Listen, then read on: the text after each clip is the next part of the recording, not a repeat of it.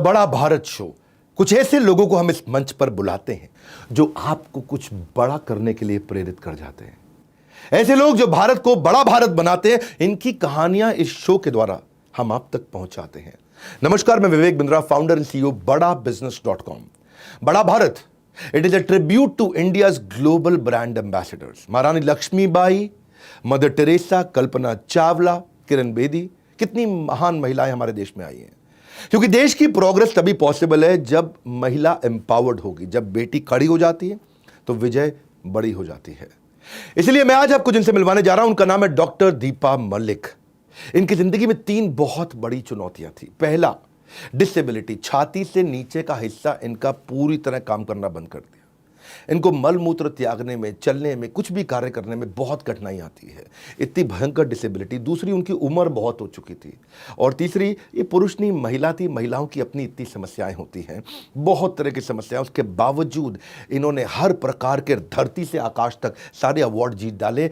इन तीनों के बावजूद इन्होंने सारी सीलिंग तोड़ते हुए इतने रिकॉर्ड्स बनाए कि रिकॉर्ड्स पे भी आज एक वीडियो भी रिकॉर्ड की तरह बनेगा। पद्मश्री, खेल रत्न, अर्जुन अवार्ड और 2016 में रियो ओलंपिक में मेडल जीत के आई। 5 बार president of India award, Limca book of world record, 100 से ज्यादा नेशनल इंटरनेशनल अवार्ड। ये महिला मेरे लिए बहुत बड़ी इंस्पिरेशन। इनसे मिलकर मेरी आंखों में आंसू आ गए। डॉक्टर ने इनको जिंदा लाश बोला था, पर ये धरती से आकाश तक सब कुछ जीत चुकी हैं। दीपा मलिक, आज उनका हम स्वागत करते हैं द बड़ा भारत शो में, which will inspire you to do more, to be more, to achieve more. ये वो शो है जो हर बुधवार शाम 4 बजे आता है। बुधवार को बड़ा बुधवार बनाता है। तो मिलते हैं मिस दीपा मलिक से। बड़ी इंस्पिरेशनल पर्सनालिटी है आपकी। मान गए आपको, हाँ मान गए बिल्कुल। मतलब मैं तो कहता हूं कि ये आपके आज वीडियो को, आपके आज बातों को कोई अगर ध्यान से सुने ना, तो एक आम आदमी के साथ आपकी लाइफ को कंपेयर करे तब समझ में आएगा। बिना कंपेरेबल के समझ में नहीं आएगा। एक आम आदमी के सर में दर्द होता है, थोड़ा सा बुखार होता है, पीठ में दर्द होता है, चलना उठना घूमना बंद कर देता है। और आपने क्या क्या कर दिया। पहले मुझे 1999 में क्या हुआ था, मैं वहाँ से शुरू करना चाहता हूँ। 1999 में आने के लिए आपको मेरे साथ एक बार 1975 में भी चलना पड़ेगा विवेक जी, क्योंकि पहली बार जब ट्यूमर आया था तो मैं छोटी बच्ची थी। और 5 साल की उम्र में पिताजी ने नोट कर लिया था कि कुछ तो पैरों में कमज़ोरी आ रही है। भागती दौड़ती खेलती चुलबुली दीपा वो अब बिस्तर पे क्यों बैठी हुई है, क्यों नहीं बाहर जाना चाहती है। 1999 जो आपने पूछा, वो एक ऐसा समय था जब उसी वर्ष मैं एक ब्यूटी कॉन्टेस्ट जीतती हूँ और उसी वर्ष मुझे ये कह दिया जाता है कि अब ट्यूमर वापस आ गए हैं। आपका ट्यूमर जब हम निकालेंगे तो या तो आप ऑपरेशन थिएटर में मर जाएंगी, या ये ट्यूमर बस्ट हो जाएगा, या इसका इन्फेक्शन फैल जाएगा, या फिर आपकी स्पाइनल कॉर्ड कटेगी और छाती का निचला हिस्सा पूरा लकवाग्रस्त हो जाएगा। मैंने ज़िंदगी को चुना। मैंने सर्जरी के लिए हाँ भरी। मुझे मंजूर था व्हीलचेयर पे रहना, क्योंकि और हस्बैंड उस समय कारगिल की लड़ाई में थे। उन्होंने तो मुझे 4 महीने बाद देखा। ये सारा कुछ हो चुका था। इनफैक्ट वो क्यों, मेरे भाई, मेरे ससुर, मेरे पिता सभी फौजी हैं। तो दोनों बेटियों को माँ के पास छोड़ के मैं अकेली दिल्ली आई, RR हॉस्पिटल। और वहाँ पे ये सर्जरी हुई। सर्जरी के बाद कॉम्प्लिकेशंस हुई, एक और सर्जरी हुई, एक और सर्जरी हुई, कोमा में रहना पड़ा। तो कितनी सर्जरीज? 3 मेजर ऑपरेशंस हैं मेरे स्पाइनल कॉर्ड के, स्पाइनल कॉलम पे, गर्दन के नीचे से। तो लगभग 200 टाँके हैं और आधे ही फेफड़े मेरे सांस भरते हैं। मल मूत्र की शक्ति है नहीं, तो क्योंकि नीचे का हिस्सा पैरालाइज, बिल्कुल पैरालाइज। अगर मैं ये दोनों हाथ ऊपर उठा लूँ, मुझे बड़ा अच्छा लगता है आपकी तरह मैं बातें करूँ लेकिन अगर मैं ये हाथ ऊपर उठा लूँगी तो फिर टॉर्सो आगे गिर जाएगा। 99 में जब आपकी ये सर्जरीज हुई, 200 टांके लगे, पिता नहीं थे यहाँ, भाई नहीं थे यहाँ, पति नहीं थे यहाँ, आप घर में उस समय रोज़मर्रा की ज़िंदगी कैसे जी रही थी? मतलब वहाँ पे आपको, आपका जो मॉर्निंग रूटीन है, आपका पर्सनल हाइजीन मॉर्निंग का, उसके बाद दिन भर। सबसे पहली चीज़ जो मैं सिखाती हूँ अपने जीवन से, वो कहती हूँ कि तैयारी जब अच्छी हो तो फिर चिंता कम हो जाती है। तो मैंने जाने से पहले ही अपने घर को पहले तो मैंने इस शरीर के बारे में सीखा। जब डॉक्टरों ने कहा कि आप पैरालाइज हो जाएंगी, तो मैंने उसके बारे में काफ़ी स्टडी करी जाने से पहले ही। तो मुझे अपनी तैयारी करनी थी और मैंने अपने घर को उस प्रकार से तैयार किया। लकड़ी के रैम्प बनाए, बाथरूम को कस्टमाइज़ कराया, एक व्हील चेयर खरीदी, एक स्पेशल बेड मैंने एक फ्रेंड के क्लिनिक से उधार लिया, वाटर जेल मैट्रेस खरीद लिया। इंटरकॉम का इतना सुविधा नहीं पता थी, तो वो बेल होती है, रिमोट बेल्स, वो पड़ोसियों के घर में लगा लिए। मैंने अपने जेवर बैंक लॉकर में रख दिए। बच्चों के टीचर्स को मैं मिल ली कि एक्स्ट्रा ध्यान दीजिएगा। मैं शायद अब, क्योंकि मुझे लगा था कि जैसे मैं बचपन में एक बार दोबारा चल पड़ी थी, मुझे अपनी मेहनत पे विश्वास था। मुझे लगा कि डॉक्टर्स कह रहे हैं मैं पैरालाइज हो जाऊंगी, लेकिन मैं मेहनत करके दोबारा चल पड़ूंगी। कहीं ना कहीं मुझे ऐसा अंदर से भरोसा था अपने ऊपर, और मैंने कभी अपने आप को ये सोचने नहीं दिया कि मैं मर जाऊंगी या मैं दोबारा नहीं चलूंगी। इस उम्मीद के साथ, मैंने पूरी तैयारी के साथ मैं दिल्ली आई थी ऑपरेशन कराने के लिए। दीपा जी, अगर हम कंपेयर करके देखें, एक आदमी जिसके 6 पैक एब्स हैं, फिट है, एकदम सॉलिड, बिल्कुल 2 घंटा वर्कआउट करता है, उसको भी बोले कि यमुना नदी में आप लगातार स्विमिंग करके दिखाओ, उसको पार करके दिखाओ, वो आपने करके दिखाया बिना पाँव के, हाथों से। वो नहीं कर सकता है। आपको Limca book of world record में आ गया है। 58 किलोमीटर के लिए आपने बाइक चलाई, तो पहली बार आपने उस समय रिकॉर्ड बनाया। अब तो आपने बहुत चला ली। उसके बाद आपने चेन्नई से लेकर दिल्ली तक आपने गाड़ी ड्राइव करके दिखाई। उसके अलावा आप हाई ऑल्टीट्यूड पासेस पे 9 दिन लद्दाख आप ड्राइव करके आए। ये सारे वो काम किए आपने। और जब आपका एक निचला हिस्सा काम नहीं कर रहा है रोज़, जब मैं ये सुना कि भाई अब आपको, क्षमा चाहता हूँ कहना पड़ रहा है कि मलमूत्र त्यागने में भी तकलीफ़ हो रही है, आपकी बेटी आपको अनीमा दे रही है, और मैं जानता हूँ मतलब वो तकलीफ़ रोज़ कैसे होती है, तो हम बोलते तो हैं कि नारी नहीं है बेचारी। आपके केस में ये अद्भुत कार्य, अपने इतने वर्ल्ड रिकॉर्ड बनाए, ये किए कैसे आपने? मतलब स्विमिंग तो बहुत ही डिफ़िकल्ट है। मेरे घर में स्विमिंग पूल है, पर मैं 4 ब्रेथ मारने के बाद लगता है यार 4 लेंथ कब मारूंगा इकट्ठे। कैसे किया आपने? देखिए, जब मैं चलती फिरती थी, मैं एक गृहिणी थी, 2 बच्चों की माँ थी, एक आर्मी वाइफ थी, और मैं अपनी उस पहचान से खुश थी, क्योंकि उस पहचान पे कभी किसी ने सवाल नहीं उठाया। लेकिन टांगे जाने के बाद सवाल उठ गए। छाती का निचला हिस्सा लकवाग्रस्त होने के बाद सवाल उठ गए। ये कैसी माँ बनेगी, ये क्या खाना खिलाएगी, इसके पति की तो अब दूसरी शादी कर देनी चाहिए, जब तक ये घर में रहेगी हाय ये तो बोझा रहेगी। मतलब कोई ये हिम्मत को दाद नहीं दे रहा था कि अब भी जीने की इच्छुक है। ये वो नारी है जो माँ है, और वो अपने 2 बच्चों को बड़ा होता हुआ देखने के लिए जीवित रहकर खुश रहना जानती है। लेकिन हमेशा जिसको देखो वो मेरे बारे में बात कर रहा था, और मेरी कोई अपनी आइडेंटिटी ही नहीं रह गई थी। बस आइडेंटिटी के नाम पे हाय बेचारी, अपंग, बोझा, इसके ऊपर खर्चा हो जाएगा। मैं खुद ही अपने आप को ढूंढने निकली थी, मुझे एक पहचान बनानी। बहुत टाइम से ये बोला करता था कैमरा पे कि ब्रेक डाउन को ब्रेक थ्रू में कन्वर्ट करो, क्राई को ट्राई में कन्वर्ट करो। आप पर ये जो आपने करके दिखा, स्ट्रांगली मेंटल को मेंटली स्ट्रांग करो, मुझे लगता है कि आज आपको देख के मैं रियलाइज़ कर पा रहा हूँ आपको चैलेंज को एक्सेप्ट करने का एक जुनून है आपके मन में। मुझे लगता है कि जब कोई मुझे कहता है ये नहीं कर सकते, तो वही मेरा अब तो यही करेंगे। हाँ, वो मेरा एक एनर्जी पॉइंट, एक एंकर बन जाता है। माँ अच्छी नहीं बनेगी। आज मेरी दोनों बेटियाँ बहुत आत्मनिर्भर हैं, बड़ी हैं, बहुत अच्छी सिटीज़न हैं। खाना नहीं बनाएगी तो रेस्टोरेंट चला दिया। ये कैसे पहियों पे बैठ गई, तो मैंने नए पहिए चुनकर मोटरसाइकिल भी चला ली, उन पे रिकॉर्ड बना लिया, रेट द हिमालय। और इन दिस प्रोसेस ये एक सिर्फ मेरी वैल्यू एडिशन नहीं थी विवेक जी। जो मुझे खुशी है, जिस बात का मुझे गर्व है कि ये सारे वो इनिशिएटिव हैं जिसमें मैंने अपने आप को भी ढूंढा, और मेरे जैसे कई लोगों के लिए भी एक रास्ता ढूंढा। मैं सबको बता देना चाहता हूँ, मैं स्विमर भी हो गई, एडवेंचर स्पोर्ट्स में सॉलिड पार्टिसिपेंट हो गई, जीत के निकली, इंटरनेशनल एथलीट बनी, बाइकर बनी, एंटरप्रेन्योर बनी, मोटिवेशनल स्पीकर बनी। फिट आदमी को भी शर्म आ जाए, तीनों चीज़ें चाहिए। फिजिकल एबिलिटी चाहिए आपको, दिल में करेज चाहिए, और वो स्किल सेट चाहिए। तो हर बार नया स्किल सेट सीखना, करेज बना के रखना, आपने ये सब किया। मेरे मन में फिर भी बार बार आता है किया कैसे। बहरहाल आपके पर्सनल लाइफ में भी पैरालिसिस के बाद जो मॉर्निंग शेड्यूल को आपने मैनेज किया, जो दिन भर को आपने मैनेज किया, कहते हैं कि ज़िंदगी जीने के आपने हर बार तरीके ढूंढे हैं। आपको अगर वो बाइक नहीं मिली, वो गाड़ी नहीं मिली, तो मैं सुना आपने उसको ट्वीट करके इधर उधर से और अखबार में बोल के स्पॉन्सरशिप से आपने वो गाड़ी भी अरेंज करा ली उन दिनों जिन दिनों अवेलेबल नहीं हुआ करती थी। मैं जानना चाहता हूँ उस बारे में। देखिए उस वक्त तो सब यही कहते थे कि इसका दिमाग फिर चुका है, और मैंने ऐसे ही हंसी खेल में कहा था कि मोटरसाइकिल भी चलाऊंगी, गाड़ी भी चलाऊंगी, गाड़ी जब चलाऊंगी तो हाईएस्ट मोटरेबल रोड्स पे चलाऊंगी, और मोटरसाइकिल चलाऊंगी तो उस वक्त का जो एक Bollywood hero icon John Ibrahim होते थे कि, और मैंने कहा मोटरसाइकिल चलाऊंगी और जॉन इब्राहिम के साथ चलाऊंगी, और दुनिया बोलती थी पागल हो गई है। और आप देखिए मोटरसाइकिल बनी भी। मैं घंटों बैठी, मैंने कम से कम कई मैन्युफैक्चरर्स के पास में गई, और ये मैं तब हीरो होंडा एक होता था, और मैंने बहुत चिट्ठियाँ भी लिखी, नहीं हुआ। लेकिन जब मेरी नारायणा में एक कस्टमाइज बाइक बनी, KRP ने बनाई, तो मुझे MTV Hero Honda Roadies programme में भी इनवाइट किया गया। अच्छा। और बाद में तो आप KBC में भी आई थी। KBC में तो मैं रिसेंटली आई, वो मेरी बिटिया की वजह से, जो वो बहुत अच्छा NGO चला रही हैं।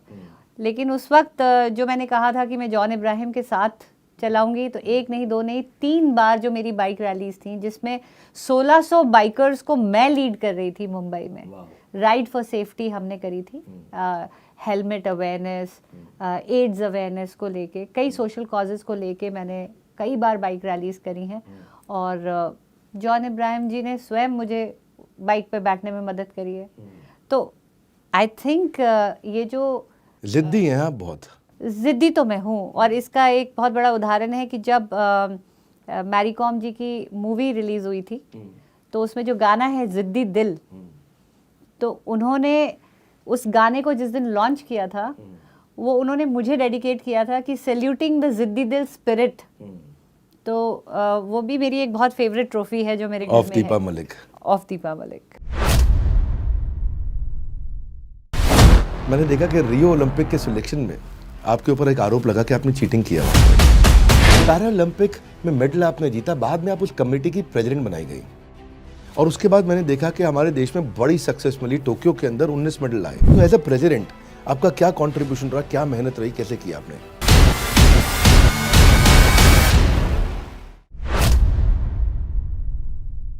ये जो आपके कंधों की ताकत है, ये जो यमुना रिवर आपने पार करी है, ये जो आपने प्रिपरेशन करी है, ये जो आपने तैयारी करी है, इतनी पावर अपने कंधों में भर ली कि यमुना नदी तैर करके इन्होंने पार कर ली। हाँ, एक बार थोड़ा जोर से बोलो, यमुना नदी पार कर ली। देखो ये बड़ा अच्छा लगा मेरे को आपका। लेकिन इतने सारे टैग्स हैं आपके ऊपर, आप स्पोर्ट्स लेजेंड है, आप एंटरप्रेन्योर, आप एक मोटिवेशनल स्पीकर है, आप एक फॉर्मर ब्यूटी क्वीन है, आप एक लवली मदर है, आप इतने सारे टैग्स है, कौन सा आपको पसंद है इनमें से? इसमें सबसे ज़्यादा पसंद शायद मुझे वो टैग आता है जब मैं पॉलिसीज़ के लिए आगे बढ़ के लड़ाई लड़ी, और मुझे member of 5 year planning commission बनाया गया, जो बाद में नीति आयोग में तब्दील हुआ। और उसके बाद मुझे एक अवार्ड मिला है, विमेन ट्रांसफॉर्मिंग इंडिया अवार्ड, जो यूनाइटेड नेशन और नीति आयोग ने दिया। मुझे लगता है वो कहीं ना कहीं मेरी देशभक्ति का एक प्रतिरूप है, मेरी मेहनत का एक सही प्रतिबिंब है कि एक महिला को जब ये कह दिया जाए कि आप पूरे देश को ट्रांसफॉर्म कर रही हैं, तो वो मेरी मेहनत का एक वैलिडेशन है, मेरी जर्नी का एक सर्टिफिकेशन है कि जो मैं करने निकली थी, जो माइंडसेट में बदलने निकली थी, शायद कहीं ना कहीं उसमें मैं थोड़ा बहुत सक्सेसफुल हूँ, जो मुझे ये अवार्ड से सम्मानित किया गया। और मैं इतने गर्व से कहती हूँ कि वही अवार्ड 3 साल बाद मेरी बेटी ने भी जीता है। अरे वाह वाह, guys everybody come on, let's acknowledge this outstanding, this outstanding. हमारे ना आपकी बेटी को और आपको देख के ना, मैं आज एक अपने टीम मेंबर के बारे में बताना चाहता हूँ आपको जी। सोनाक्षी राणा, ये हमारी टीम में हमारे साथ काम करती हैं। वी वेरी प्राउड ऑफ हर।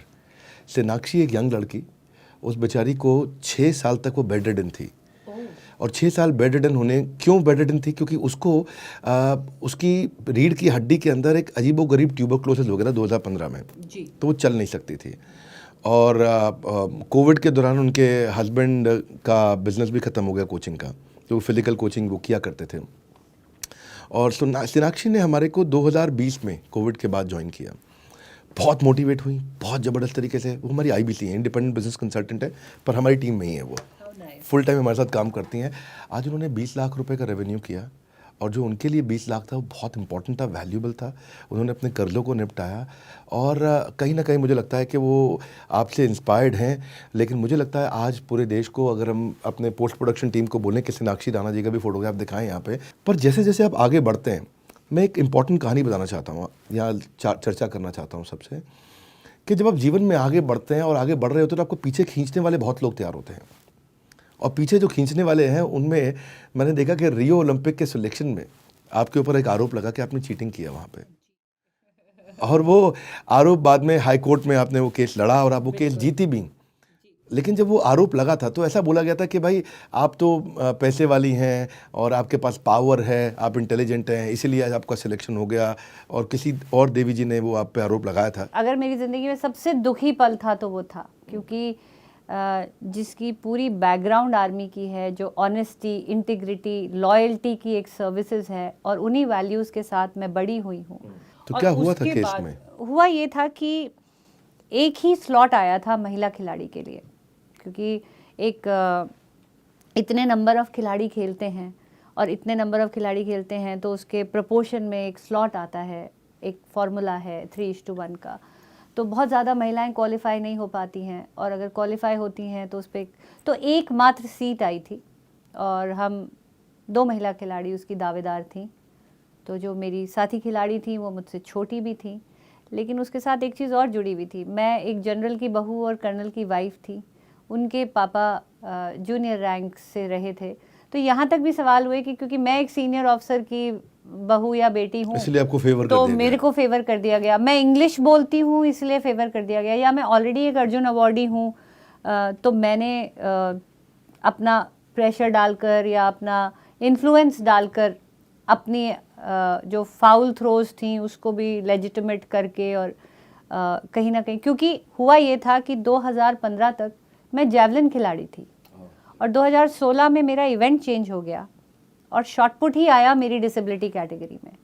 मात्र 15 से 11 महीने थे मेरे पास क्वालिफाई होकर ट्रेनिंग लेने के एक नए स्किल सेट के लिए। मैंने पूरी जान लगा दी, पूरी मेहनत कर दी, क्योंकि मुझे ये मेडल चाहिए था। मुझे पैरालंपिक का मेडल जीतना ही था। लंदन पैरालंपिक्स में मैं नहीं जा पाई थी, तो और किसी ने ये भी कह दिया था कि अर्जुन अवार्ड मिल गया है, बड़ी लकी हो, प्रेसिडेंट के साथ फ़ोटो हो गई, अब घर जाओ, रिटायर हो जाना चाहिए, बूढ़ी हो गई हो। तो मैंने ठान लिया था कि मुझे पैरालंपिक का मेडल बनाना है। और जिस दिन हमारा क्लासिफिकेशन के लिए और सिलेक्शन के लिए हमारा जो एक ट्रायल हुआ था फाइनल, उसमें मेरी थ्रो वर्ल्ड नंबर 1 के लेवल पे गिरी थी। तो उन्होंने बोला ये हो ही नहीं सकता, हाउ कैन शी इम्प्रूव। मैं 3.67 से क्वालिफाई करके 11 महीने के अंदर 4.48 पे पहुंची थी। और ये अक्सर मैं एंटरप्रेन्योर्स को भी बोलती हूँ कि with in 1 year I had given 30% of growth. क्या आप कर सकते हैं? मैं 40 वर्ष की आयु में। तो वहां पे उन्होंने बोला कि ये फेंक ही नहीं सकती। नहीं, केवल ये 30% ऑफ ग्रोथ नहीं है। मैं आपको शॉटपुट का जो एक इवेंट है, एक मिनट लूंगा। इसका पीछे जो बिजनेस मैथमेटिक्स है वो थोड़ा अलग है। 30% of growth competing against the world's best. 30% of growth अगर छोटे बेस पे हो तो आसान है। कोई आदमी 10,000 रुपया महीना कमा रहा हो, 13,000 रुपया महीना कमा ले, आसान है। लेकिन कोई आदमी ऑलरेडी वर्ल्ड के नंबर 1, 2, 3 से कम्पीट कर रहा हो और फिर 30% ग्रोथ, तो ये ग्रोथ बहुत बड़ी है। सॉरी, मैं आपको बीच में टोका। नहीं बिल्कुल। और वो जो थ्रो था, उन्होंने बोला ये फेंक ही नहीं सकती। इट इज़ ह्यूमनली इम्पॉसिबल कि आप 11 महीने में एक नया स्किल सेट सीखते हो और अपना गोला लगभग 1 मीटर बढ़ा लेते हो। तो मुझे उस पर चैलेंज किया गया था। और फिर बिल्कुल 12 जो अगस्त थी, उस दिन वो लास्ट वर्किंग डे था जिस पे वो मेरी एंट्री जानी थी।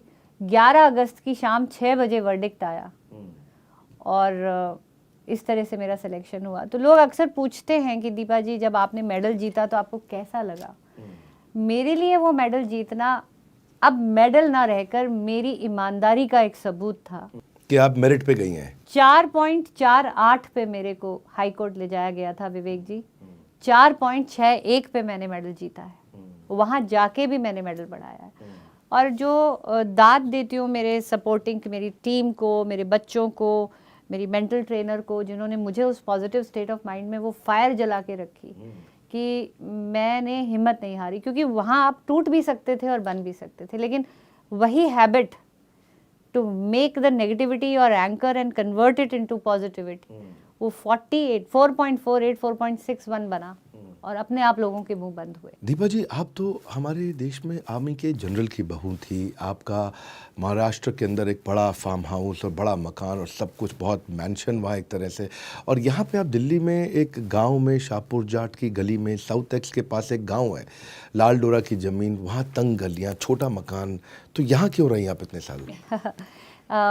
एक्चुअली मुझे बड़ा अच्छा लगा आपने पूछा, क्योंकि वो एक फेज़ था विवेक जी, जब लोग ये सोचते थे शायद मुझे घर से निकाल दिया गया है, इतने बड़े घर की बहू होकर ये ऐसे एक 8,000 के किराए के कमरे में क्यों रहती है। लेकिन एक ज़िद थी, क्योंकि मैं 2010 में जब राष्ट्रमंडल खेलों के लिए यहाँ आई और मैंने यहाँ खेला, तो मैंने इन खेलों के बारे में और डेप्थ में जाना। मेरी बिटिया मेरी अटेंडेंट थी, मेरे साथ आई थी और वो फाइनल ईयर में थी, तो वो पोस्ट ग्रेजुएशन के लिए बोली मम्मी मैं दिल्ली शिफ्ट हो जाऊंगी, और वहाँ हम दोनों को ही एक मकसद मिला कि यहाँ रह के हमें एट पार की लड़ाई लड़नी है कि ओलंपिक के साथ पैरालंपिक खेलों को भी पहचाना जाए, क्योंकि अंतर्राष्ट्रीय स्तर पे बराबर की पहचान है, तो भारत में क्यों नहीं। खेलों के साथ साथ एक वो मिशन भी मिला और मुझे आगे खेलने में भी मुझे लगा कि वर्ल्ड रैंकिंग मेरी अच्छी है, मुझे खेलना चाहिए। लेकिन तब ऐसी कोई स्कीम नहीं होती थी कि हमें कैंपों में रखा जाए या हमको कोई फंडिंग मिले। 2010, 11, 12 की बात है। तो जिद पकड़ी खेलने की और हस्बैंड ने कहा, क्योंकि इन खेलों के बारे में कोई जानता ही नहीं था कि 40 साल की उम्र में क्या खेलने जा रही है, तो थोड़ा सा उन्होंने इनडायरेक्टली ये कह दिया कि अहमदनगर में आप जो करना चाहते हो मैं हूँ, दिल्ली में मेरी कोई पकड़ नहीं है, मैं दिल्ली में नहीं हूँ।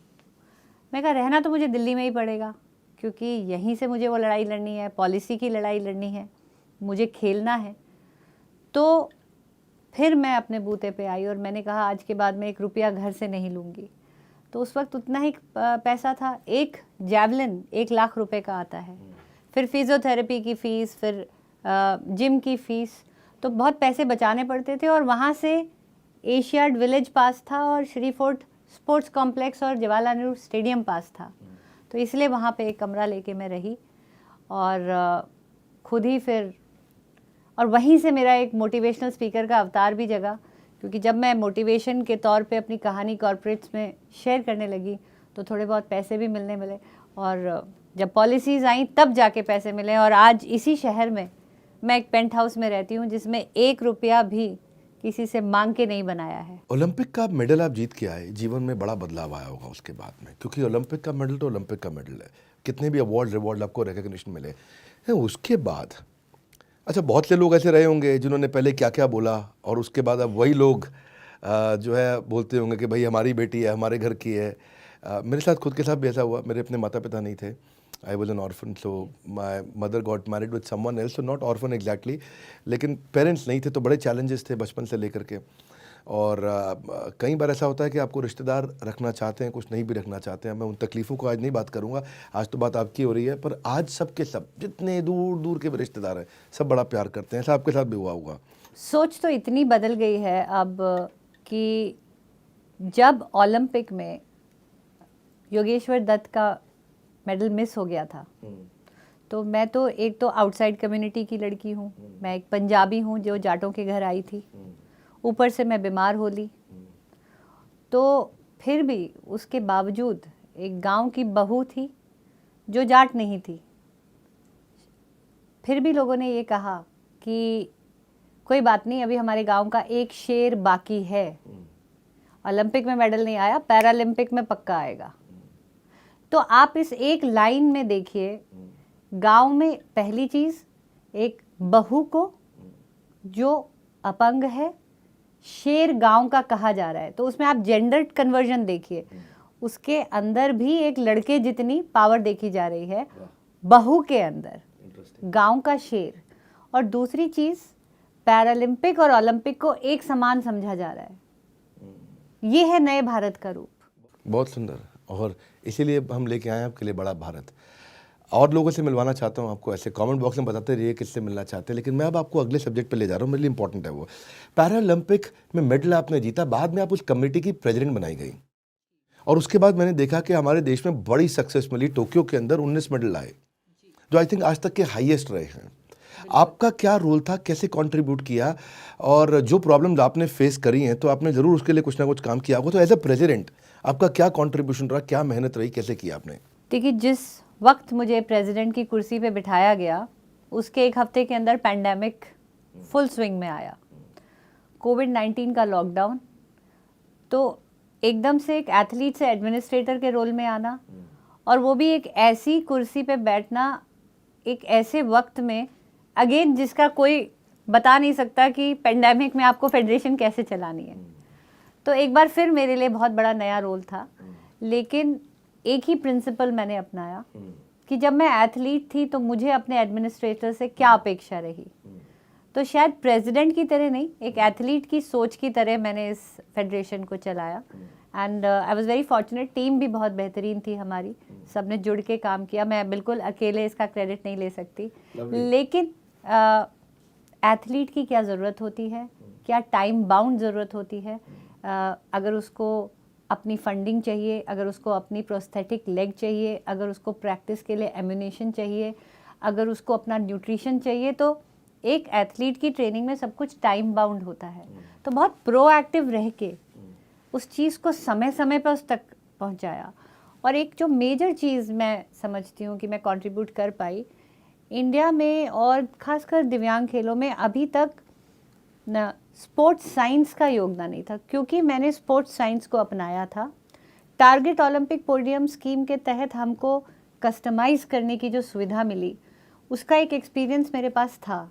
वो सारे एथलीट्स के ऊपर उसको इम्प्लीमेंट किया गया, और जो भी उनकी ज़रूरतें थी वक्त से और ईमानदारी से उन तक पहुंचाई गई। और तो आई थिंक ये मिलकर एक बहुत बड़ी। ओलंपिक का नाम 2020 था, लेकिन इवेंट तो 2021 में हुए थे, और बहुत अच्छा लगा मुझे। और ये डिसीजन भी हमारे को बहुत अच्छा लगा कि आपके जैसे लोग जब आप आगे आते हैं। पर कुछ आपने लक्ष्मी की बात, धन की, पैसों की, उसके अभाव की कुछ बात करी, तो आपने कई मेडल जीते, कई अवार्ड जीते, काफ़ी कुछ अचीव किया, पर आज भी आपको भी थोड़ा हो सकता है कि धन का, लक्ष्मी का समस्या आती होगी। आती थी, क्योंकि आप अपना एक एनजीओ भी चला रहे हैं जहां आप कुछ कंट्रीब्यूट करना चाहते हैं। जी बिल्कुल। अगर मैं खिलाड़ी के लिए बात करूं तो एक्सेलेंस लेवल पे तो अब आपको जानकर खुशी होगी कि भारत की जो कैश रिवॉर्ड पॉलिसी है वो पूरी दुनिया में सबसे ज़्यादा है। जब अमेरिका, चीन और जापान जैसे देश भी ये सुनते हैं कि हमें मेडल जीतने के बाद कितनी धनराशि मिलती है, तो वो भी सकते में आ जाते हैं। लेकिन जीतने के बाद जो जर्नी है, अभी जैसे धीरे धीरे नई फंडिंग स्कीम आ रही है, जर्नी में जैसे इंफ्रास्ट्रक्चरल चैलेंजेस आते हैं, अभी सुविधाएं कम हैं।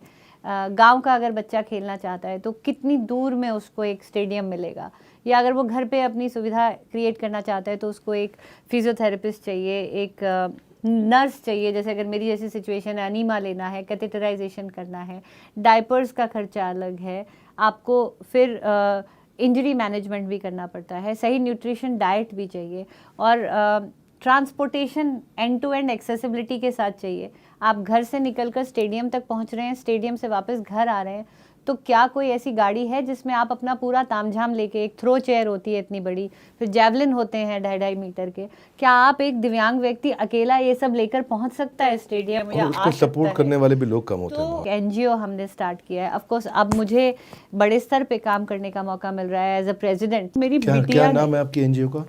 मेरी बिटिया ने स्टार्ट करी है व्हीलिंग हैप्पीनेस। व्हीलिंग हैप्पीनेस जी। उसके अंदर हम व्हीलिंग हैप्पीनेस नाम इसलिए रखा है कि you can identify your sources of happiness. आपको क्या चीज़ करने में खुशी मिलती है, हम वो चीज़ करने में आपको एम्पावर करते हैं। कोई गाड़ी चलाना सीखना चाहता है, कोई रैली करना चाहता है। हाल ही में हमने कई बच्चों को रैलीज करवाई हैं, जैसे मैंने करी थी कि मैडम हम आपकी तरह रैली करना चाहते हैं, या कोई एडवेंचर। आपकी एनजीओ से कैसे जुड़ा जाए? बड़ा सिंपल है, फेसबुक पेज भी है, एक वेबसाइट भी है, और हमारे सारे कॉन्टैक्ट्स इंटरनेट पे भी हैं। आप उसमें भी कर सकते हैं कांटेक्ट, हमें लिख सकते हैं wheelinghappiness1@gmail.com पे एप्लीकेशन डाल सकते हैं। तो मैं अभी आपको 2 कांटेक्ट देता हूँ, एक है wheelinghappiness1@gmail.com, और दूसरा आपको देता हूँ हमारा, आप बड़ा बिजनेस का कम्युनिटी ऐप डाउनलोड करिए, वहाँ पे आपका अकाउंट आपको दिखेगा, और आप दीपा मलिक जी के नाम से उस अकाउंट को सर्च करिए। वहाँ पे आपको इनके मोटिवेशन कोट्स, इनके वीडियोस, इनकी डिटेल्स मिलेंगी, और रियल भारत है सारा का सारा हमारे इस कम्युनिटी ऐप में। क्योंकि हम एक पहली ऐसी ऑर्गेनाइजेशन है दुनिया में जिसने लिंक्डइन के बाद, फेसबुक के बाद आज ट्विटर के बाद, इंस्टाग्राम के बाद एंटरप्रेन्योर्स की एक कम्युनिटी बनाई है। तो हजारों लाखों लाखों एंटरप्रेन्योर्स हैं और आप सब आकर के जुड़ सकते हैं। बस बड़ा बिजनेस ऐप डाउनलोड करिए और आपके नाम की स्पेलिंग मैं अगर ठीक बोलता हूँ तो DEEPAMALIK। आपको MALIK, आप दीपा मलिक टाइप करिए, वहाँ पे सर्च करिए इनका अकाउंट, इनको फॉलो करिए। आप इनके जुड़ना चाहते हैं आप इनसे, इनको आप फंड रेजिंग में हेल्प कर सकते हैं। आप सब बिजनेसमैन हैं, सोलोप्रेन्योर, एंटरप्रेन्योर, इनके साथ वॉलंटियरिंग करना चाहते हैं। सो कंक्लूजन अगर मैं दूं आपके साथ इस अद्भुत चैट का, आज हमारा पूरा जीवन शायद इसी में चला जाता है कि हमारे पास क्या नहीं है और हम जो हमारे पास है उसको सेलिब्रेट करना भूल जाते हैं, जो चीज़ नहीं है उसकी इच्छा रखते हैं। सो और मेहनत करना देखिए अच्छी बात है, लेकिन जो है उसको धन्यवाद की भावना रखनी चाहिए। और आई थिंक वो दीपा जी ने जो बोला, मैं ज़िंदगी जीना चाहती हूँ अपनी बेटियों के साथ, अपने लिए, और उसके बाद हर चुनौती से लड़ी, आगे बढ़ी, जो उनके पास है उसको धन्यवाद किया। मुझे लगता है कि मेरे और आपके हाथों और पैरों दोनों की शक्ति इनके हाथों के अंदर है। मुझे लगता है कि आपके पैरों की जो शक्ति है और जो हाथों की, जिससे दोनों से मिलकर आप तैरते हैं, वो अकेले इनके हाथों के अंदर है। मुझे लगता है अगर ये आर्म रेसलिंग मेरा नेक्स्ट सुझाव है, अगर आप करना चाहें तो आप उसमें भी बहुत आगे जरूर जाएंगे। बस सोच तू क्या है और क्या कर सकता है, हर हालत से तू लड़ सकता है। अपनी किस्मत को मत दे दोष, बस कुछ अलग करने की सोच, कुछ अलग करने की सोच। आज जो बात आपने किया मेरे साथ में बड़ा भारत शो में आप आने के लिए, दीपा जी आपका बहुत बहुत धन्यवाद। You are an inspiration to millions. Your life lesson जो मुझे बहुत अच्छा लगा, एबिलिटी बियॉन्ड डिसेबिलिटी। और ऑडियंस आप सबसे कहूँगा कि आपके सपोर्ट के बिना हम ये नहीं कर सकते कभी भी। मैं चाहता हूँ कि बी हर मैसेंजर, आप सबसे रिक्वेस्ट करूंगा, बी हर मैसेंजर। कम से कम आप 1 लाख लोगों को ये वीडियो को शेयर करिए। अपने इस मिशन में नहीं रखेंगे कोई लिमिटेशन, आपके शेयर करने से मिलेगा हमें बहुत बड़ा मोटिवेशन। इनका एक्सेप्शनल इनिशिएटिव, इनकी एक्सेप्शनल स्टोरी, इनकी एक एक्सेप्शनल अचीवमेंट, उसके लिए आपका हमें चाहिए एक्सेप्शनल सपोर्ट। इस वीडियो को पहुंचाइए, हर महिला को पहुंचा दीजिए, कम से कम इतना करिए। उसके बाद देखते हैं बाकी देशवासियों को पहुंचाएंगे, पर पहले हर महिला को ज़रूर पहुंचा दीजिए, क्योंकि अब नारी नहीं है बेचारी। शेयर करिए, नीचे कमेंट बॉक्स में मुझे बताइए कि आप अगले वीडियो में किससे मिलना चाहेंगे, किसको आप देखना चाहते हैं इस शो के अंदर। रेकमेंड करिए, आपके हर कॉमेंट को आकर के मैं पढ़ूंगा। बड़ा भारत का इस शो को ज्वाइन करने के लिए, बड़ा बिजनेस की ऐप को डाउनलोड करके इस एंटरप्रेन्योरियल कम्युनिटी को और बड़ा करने के लिए, हमारे साथ जुड़ के इस वीडियो को शेयर करने के लिए, वर्ल्ड के नंबर 1 एंटरप्रेन्योरियल यूट्यूब चैनल पे आने के लिए आप सबका हृदय की गहराई से प्रेम पूर्वक बहुत बहुत धन्यवाद। दीपा मलिक जी आपका विशेष धन्यवाद। Thank you, thank you. Salman Khan के गांव से आने वाली एक लड़की जो घर पे बैठ करके टीवी देख करके इतना अच्छा अंग्रेजी बोली, तो ये आपने कैसे सीखा? इंग्लिश बोलने से ना लोगों को डर लगता है। आपको क्या लगता है देश में इंग्लिश का इतना हवा क्यों है? पर आपको, मेरे को देख के लगा कि आप मार्क्स के लिए आपने पढ़ाई नहीं करी, क्योंकि आप 13 की एज में आपने 12th कर ली थी। कैसे?